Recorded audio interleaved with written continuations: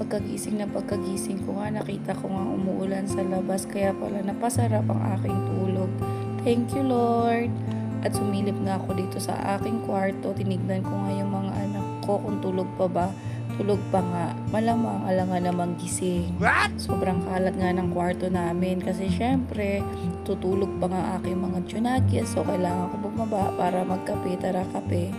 So ito nga yung araw ng linggo, kailangan ko maglinis ng buong bahay. Syempre, nagkataon na namang linggo, kaya thank you, Lord! Hindi pwede magpahinga ang isang single mom sa ganitong gawain. Gawa nga ng ito yung pagkakataon para malinis ko ang buong bahay.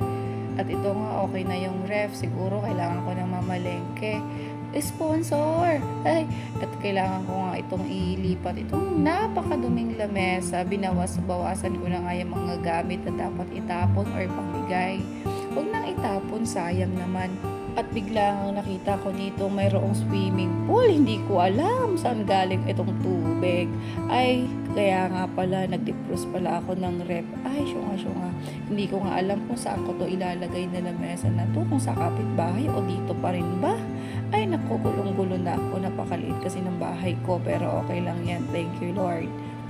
Kailangan ko nga linis-linisan at binibilang ko nga kung saan ko pa talaga ilalagay ito. Pinag-iisipan ko ng 100 million times. At ganun din pala ang paglalagyan nito. Doon at doon pa rin. O, diba? Pinahirapan ko lang ang aking sarili pero binawasan ko lang ng isang upuan yan para mas maluwag-luwag naman. Kaya tama na yung daldal. Ito na nga, tara na.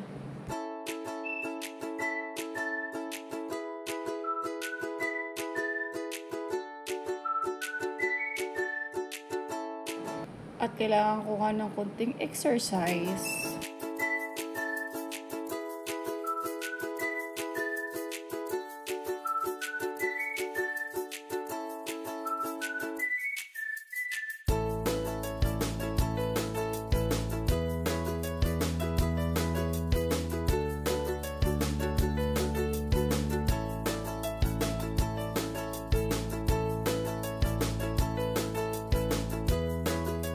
So, ayun na nga, natapos na tayo. Tara sa next gawain. Ito na nga, maghuhugas na ako ng plato. Ang dami kong hugasin. Akala mo naman napakarami namin dito sa loob ng bahay, pero 3 lang pala kami. Gawa nga ng hilig-hilig ko magluto, almusal, marami kong ginagamit na plato. At ito nga pala, pinaglagay ko na yung mga platong hinugasan ng last year. Tinitignan ko nga kung bakit wala na akong grocery. Asa na ba ang mga sponsor ko? Uy, sponsor! Sana all. At ito nga kaldero, kailangan kong hugasan at maglalaga tayo ng baka. Hoy, baka sakali. Ay! Ito nga, kailangan ko itong linisan talagang lababo at kailangan ko ding linisan ng aming lutuan dahil napakadumi nga. Once a year nga lang ako naglilinis ng buong bahay. Ay, charot lang. Hindi, naglilinis ako sa tuwing linggo. Pag wala akong pasok, yun ang pinakapahinga ko, maglinis ng buong bahay. At ito yung pagkakataon ko at ito na nga yung final. Christmas na ba? Sana all. At nakita ko nga yung anak ko, andito nagising na pala siya. Ito lang yung aming kunting tahanan at nakita nyo naman yung TV ko pumipikit-pikit dahil nga gawa ng natamaan niya na naglalaro yung mga anak ko. Pero okay lang yan, sulit na yan. 5 years na yang nakatira dyan sa bahay, siguro kailangan niya ng palitan. Ay, tuwan-tuwa nga yung anak ko kasi nga ang linis na, pwede na daw ba siya magkalat ulit. Tulungan mo si ate mo. Cover ka pa. Lagay ng plato sila Gabi.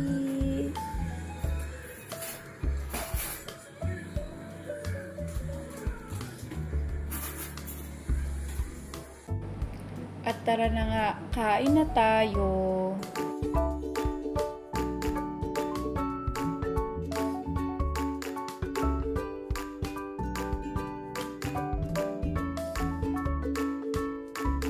At ito na nga, galing na nga ako ng trabaho kasi nga Lunes na, pinagdugtong ko na lang yung video.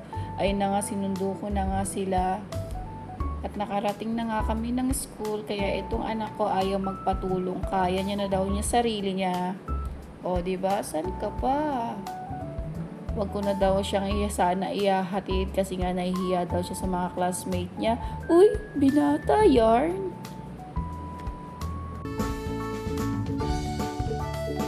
At binibida niya na naman yung sulat niya.